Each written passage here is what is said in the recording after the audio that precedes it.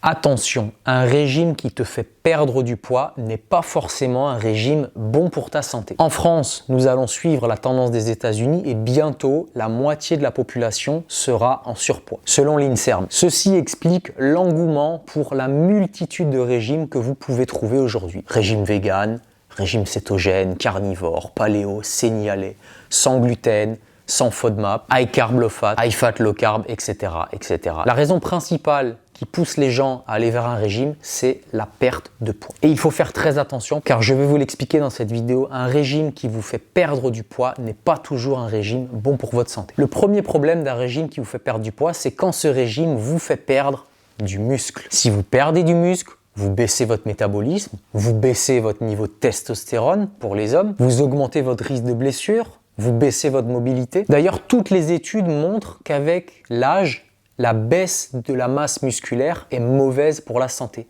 On appelle ça la sarcopénie. Alors comment être sûr que le régime ou l'alimentation que vous avez et qui vous fait perdre du poids ne vous fait pas perdre de muscle? Il y a une façon sûre de le savoir, c'est de faire un DEXA-scan. Un examen qui va vous permettre de calculer votre pourcentage de masse grasse et votre pourcentage de masse musculaire. Mais ça, évidemment, ça coûte de l'argent et il n'y a pas tout le monde qui va le faire. Donc soyez vigilants là-dessus. Si vous sentez que vous avez perdu de la force, perdu de la puissance, il faut vous poser la question, est-ce que je suis en train de perdre du muscle ou du gras? La deuxième menace d'un régime qui vous fait perdre du poids, ce sont les carences nutritionnelles. On peut tout à fait perdre du poids en étant carencé. Vous avez des régimes qui sont extrêmement efficaces pour faire perdre du poids. Je pense notamment au régime high carb low fat qui attire de nombreuses femmes de nos jours, le régime végétalien crudivore ou l'alimentation vivante qui est très en vogue dans le milieu de la naturopathie malheureusement, ou encore le régime végétalien qui touche un petit peu plus de monde. Vous pouvez tout à fait perdre du poids avec ce type de régime, mais le problème de ces alimentations, c'est qu'elles sont carencées en vitamines, en minéraux, en acides gras essentiels. Les protéines sont de piètre qualité. Donc vous allez adopter ces régimes, vous allez perdre du poids, donc vous allez être super content, mais en même temps, vous allez vous dégrader la santé. On a de plus en plus d'études qui montrent que les personnes qui suivent des régimes végétaliens et végétariens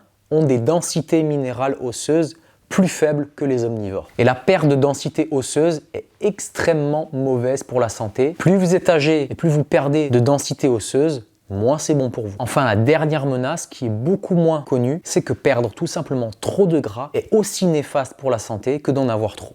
Je m'explique. Nous sommes tous faits pour avoir un taux de masse grasse minimum sur nous. Descendre en dessous de ce taux de masse grasse, c'est s'exposer à une baisse de la testostérone, surtout chez les hommes, une baisse drastique de la libido, des aménorrhées pour les femmes, c'est-à-dire une absence de cycle menstruel, une augmentation de tous les problèmes psychologiques, c'est-à-dire anxiété, instabilité émotionnelle, dépression. En résumé, quand on descend en dessous d'un certain taux de masse grasse, le corps se met en mode survie. Ce n'est pas l'heure de prendre des risques, de faire du sport, de s'accoupler ou de se détendre. C'est l'heure de trouver de la nourriture, ce qui va engendrer tous les problèmes hormonaux que je vous ai cités juste avant. En conclusion, faites très attention au régime alimentaire que vous suivez pour perdre du poids. Il est important de perdre du poids en se sentant mieux, avec plus d'énergie, une meilleure libido, un meilleur sommeil, une meilleure digestion. Si vous perdez du poids, que vous vous sentez plus fatigué, que votre libido baisse, c'est mauvais signe. Donc faites très attention à cela. Si vous avez des exemples de régimes qui vous ont fait perdre du poids, mais qui vous ont perturbé la santé, dites-le en commentaire et faites-en profiter tout le monde. N'oubliez pas de vous abonner à ma newsletter secrète, ce sera le premier lien en description. Et je vous dis à bientôt sur Vitaly TV. Allez, ciao!